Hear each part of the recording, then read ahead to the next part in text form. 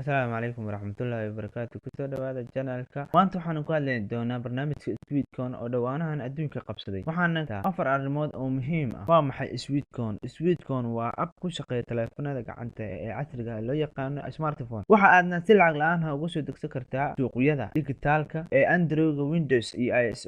Waxaana la aasaasay sanadkii 2016 markii ugu horeysay laga aasaasay barnaamijkan xaruntiisa magaalada London ee dalka Britain. Appkan waxay ujeedadiisu tahay inta tilaabo ee aad qaado marka aad socoto ama aad ordo. Qodobka labaad aan ka hadlay muxuu faa'iido leeyahay Sweetcon. Sida iska cad appkan Sweetcon waxa uu leeyahay laba faa'iido.